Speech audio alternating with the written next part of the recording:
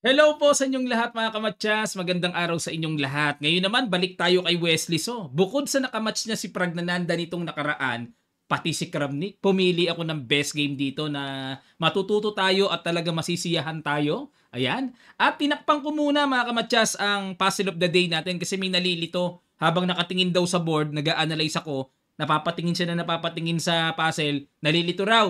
Ayan, tinakpan ko muna, nilagyan ko ng blackboard. Nilinis ko muna kasi medyo marumi na tapos sinulatan ko ng quotation ni Mikael Tal. Mamaya pakita ko sa inyo sa end part. Ang match nila, ang score ay 6-4. 10 games. Sino kaya nanalo? Yan ang sasabihin ko sa last part. Okay, ang ginawa ni Wesley So, nag Knight F3, Knight F6 si Kramnik, D4, D5, C4, C6. Ito yung kung tawagin ay slab defense. Nag E3, ayan. At nag Bishop F5. Kaunting kaalaman lang po sa slab defense na opening na ito. Yung Knight C3 kasi ang main line dito eh. Tapos may pagkakataong kumapture dyan ang black, mag A4, then Bishop F5. Yan ang main line. Pero kung gustong iwasan ang main line na yan, nag E3 muna. Ibig sabihin, hindi tipo ni Wesley na pasukin yung magpapagambit sa C4. Kaya nag E3 muna at ready na mabawi na kagad kung kakapturin ng black ang C4. Nag Bishop F5, tuloy pa rin sa slab bishop pattern, nag Knight C3, E6, Knight H4. Ayaw ni Wesley talaga tong slab na to. Gusto niya kagad i-exchange dyan. Nag F3, Bishop G6, at nag Queen B3. Ayun, inatake muna ang pawn sa B7, nag Queen B6 tinapatan, at kumapture na capture, nag Bishop D2 develop, at nag Knight BD7. Dito po kasi mga kamatyas, atras ko lang kaunti, baka mapaisip kayo, bakit ayaw capturein? Tutukan na.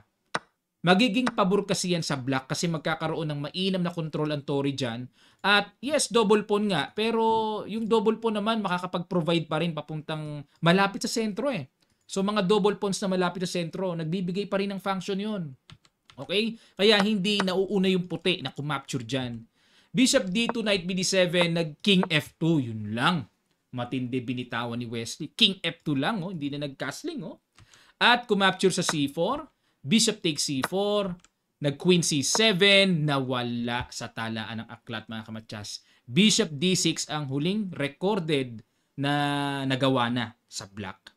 Okay, tingnan natin ang Queen C7. Siyempre, Queen C7, hindi basta-basta yan. May simple threat na Rook takes H2, nag-Rook C1, hindi pinansin ni Wesley. Sige, capturein mo na yan. Pag kinapture mo, capture. May Queen takes B7, yun ang sabi ni Wesley mga kamatyas. Nagtunog Wesley na naman. At nag-Bishop E7. Ayun. Nag-E4. Nag-Knight B6, Bishop E2. At nag-Rook D8. Tineret muna ang pawn sa D4. Pero teka muna mga kamatyas. Linisin natin ang part na to. Coach, natakpan na ng Knight yung threat sa B7 na bawi. Bakit hindi kinapture yung pawn sa H2? Magna-Knight B5 kasi. Yan ang laman ng Rook C1 ni Wesley. At syempre magku-Queen B8 yan para maminti na ang pagkakadepensa sa tore, mag-E5 mga kamatyas. Sunod-sunod ang combo eh. May atake, na-disconnect ang Queen sa tore. Kakapture muna sa tore yan syempre. Rook takes H1, ang mabigat dyan, may mga kalikot na mga check sa dulo. Magda-Knight G8 yan syempre. Rook H8, King F8, and mag-E4. Yun lang. Ang lalim. Ang lalim. Papakapture yung knight dito tapos may queen h3. Pupunta rin doon sa h7. Okay? Lamang ang white dito. Sa malamang, winning talaga. Okay? Balik tayo mga kamatyas. After bishop e2, kaya ang ginawa dito ni Kramnik ay rook d8. Ayan. Tiniret muna yung pawn sa d4 at nag g3. Sinanggana ni Wesley ang threat at nag-castle. Ayan. Okay, tingnan natin. Why not rook takes d4? Baka mapatanong kayo. Simply because of knight b5 mga kamatyas. Double. Nakapin. Okay? Kaya pain ang pawn sa d4 na hindi pwedeng capturein. Kaya nag-castle muna si Kramnik at nag-bishop f4. Inatake ang reyna. Nag-queen d7 umiwas. Nag-rook h d1 para depensahan na ang pawn d4, nag-g5. Ayan, kumarga din dito si Kramnik, no? May karga, oh. At nag-bishop e3. Okay, bakit naman hindi kinapture ang sacrifice pawn na yan? Ano laman? Magda-knight g4 check.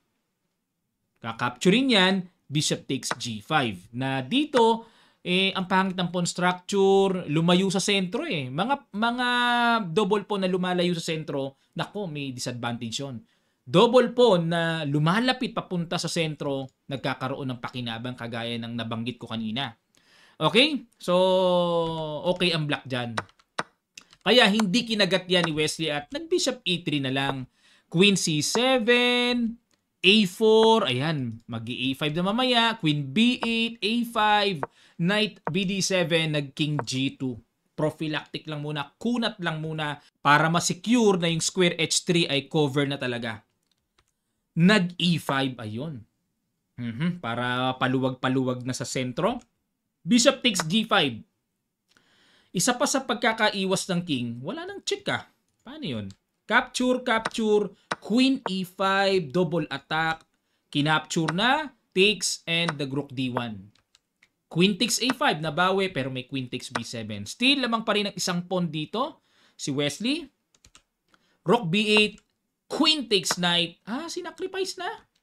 Oo nga no, ba't sinacrifice yun? Kasi bitin yung knight. At pag umalis ang knight, may threat sa bishop. Okay? Rook d2 sinangga, capture, capture, capture, and rook takes c6. Okay? Opposite colored bishop, lamang ng isang pawn dito si Wesley. Pero ang nakikita kong mabigat dito na gustong mangyari ni Wesley, maipwesto niya ang bishop sa c4. Ay nako, hataw na hataw. Hataw na hataw pag nagkataon. Yan o. Yan o. Tapos may rook c8, mga ganong lanse, ano? Nag-rook d8, rook c8 na. Naniguro na si Wesley. Teka, manggugulo ka pa. Hamonin na kita. May kaboses. Nag-king g8 at chumek. Draw. Hindi mo. Kala ko may pagtabla eh. Inatake ang pawn f7.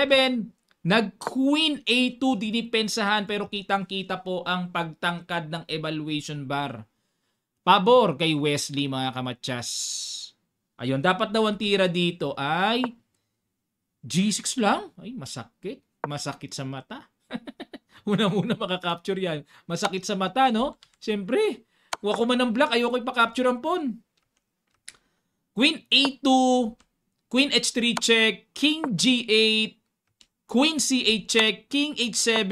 Ayun ang napakagandang nakitang timing. May bishop to C4.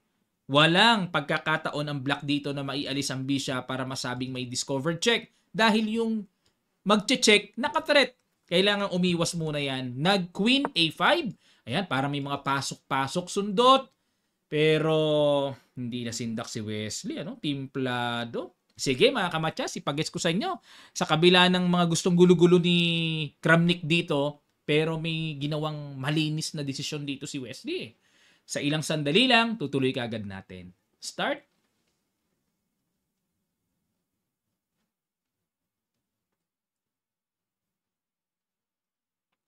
Maraming salamat. Congrats po sa mga nakakita. Bishop takes f7.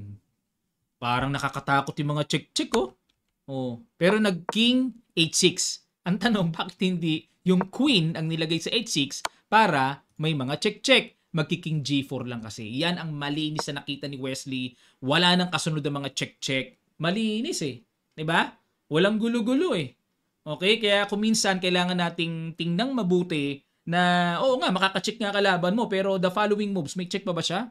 Kasama sa chess yan, mga kamatsas. Kasama sa master yan. Wala nang check, tapos may threat pang matcha sa G8, Diba? So, ginawa dito ni Kramnik, nag-king h6, pero may hatol na to Deklarado na.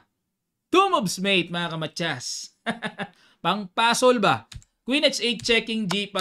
Boom! Matsas. Yan. Ang tanong, sino nanalo sa match? Si Kramnik. 6-4. Ayan, pumili lang tayo na masisiyahan tayo. Kayo naman mga kamatsas. Nakakami si Wesley. Tagal na ngang walang laro Pasiyahin naman natin. Huwag natin piliin yung talo siya. Okay mga kamatsas. Bago natin tignan ang puzzle of the day. Okay, sagutin muna natin yung puzzle na iniwan natin nitong kamakailan lang sa laro nila Botes Sisters. Ayan. So, black to play ito, mga kamatsas. Okay? dapat makita itong tirang brilliant move, Bishop G4. Dapat makita po yan. Yan ang pinaka-brilliant. O ngayon, isa-isahin natin ha. Halimbawa, capturing yan. Anong purpose niyan? Sa sacrifice na yan. May knight takes e2. Check. Dalawa naka-check dyan. Obligado, saan man pumunta? King h2 or king h1. May queen h4. Matchas. Okay? Klarado tayo dyan mga kamatyas ha. Yan. Ngayon, tanong, paano kung di naman capturing yan? Paano naman kung mag-bishop b5 lang? Capturing po yan with check. Saan pupunta? O lagay natin sa h2, then babalik siya knight d4 to attack the knight. Siyempre, pag kinapture yan, napakasimple. Check, baba, capture, check, matchas, di ba? O di, kakainin na tong knight. O di lagay natin halimbawa sa f2 para masabing may depensa. Magna knight f3, check naman. Kuha naman, lipad naman ang queen sa d1. Yun ang mga sundutan no? Paano kung ilagay natin sa e1 naman? Magbi-bishop takes e2, rook takes e2, knight f3 check pa rin, kuha pa rin ang queen, queenless. Hindi nga na matchas, queenless naman, talo pa rin ang puti. Yan. Ngayon, baka mapaisip kayo, coach, after bishop g4, what if rook f8 check? Sacrifice the rook! Capturing lang yan. May sumagot kasi niya, nabasa ko Oh. 'Di ba? O ngayon, ano bang gagawin? Pag hinapture yan, knight f3 check, winless pa rin. Ayan. So, ilan lang po ang nagsagot ng kompleto Ilan lang, no? O, buksan ko muna habang mag-shoutout ako. Buksan ko na yung ating puzzle of the day, ha? Tanggalin ko na yung blackboard. Then, why to play? Ayan, ha? Why to play? Then, find the best way. O, ayan. Mananalo ba ang puti o tabla? Kayo na bahala sa resulta. Pero i-maximize nyo lahat ng possible results sa forcing way na gagawin nyo po. It's why to play. Okay? Ayan, start ha. Pwede na kayong mag-analyze.